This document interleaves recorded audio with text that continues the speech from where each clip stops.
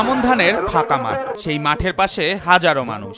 মাঝখানে সোয়ারি পিঠে প্রাণপণ ছুটছে প্রতিযোগী ঘোড়া। গতি বাড়াতে ঘোড়ার পিঠে পড়ছে চাবুকের ঘা। ঠাকুরগাঁও সদর উপজেলার সালন্দর ইউনিয়নে হয়ে গেল ঐতিহ্যের এমন এক ঘোড়দৌড় প্রতিযোগিতা। বিলপাড়ার আমন ধান কাটার পর ফাঁকা মাঠে এই ঘোড়দৌড় প্রতিযোগিতার আয়োজন করেছিল সালন্দর চাষী ক্লাব।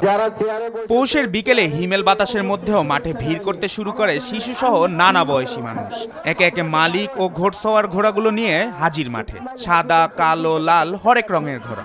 ঘোড়াগুলোর নামও বাহারি, কোনোটির নাম রেড হর্স, আবার কোনোটি তুফান। এছাড়াও আছে বাংলার বাঘ, পঙ্খিরাজ, সোনিয়া রানী, ময়না, রাজাবাবু, বুলেট, পুষ্পা সহ অনেক নামের ঘোড়া। সালন্দর চাষী ক্লাব আয়োজিত ঘোড়দৌড় প্রতিযোগিতায় দেশের বিভিন্ন জেলা থেকে ঘোড়া এনে এই প্রতিযোগিতায় অংশ নেয় মালিকেরা। কেউ কেউ ঘোড়ার সঙ্গে আবার ছবিও তোলেন।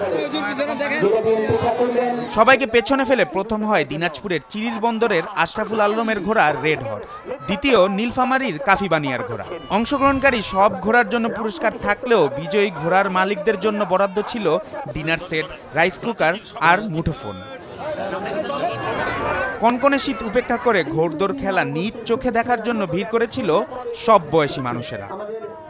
মানে এরকম আয়োজন সচরাচর তো সবসময় পাওয়া যায় না, হঠাৎ করে এরকম আয়োজনটা হয়, এই জন্য এই আয়োজনটা দেখে অনেক ভালো লাগতেছে। প্রতি বছর এরকম আয়োজন করা হোক, এই সকলকে স্বাগত জানাই। খুব ভালো লাগতেছে।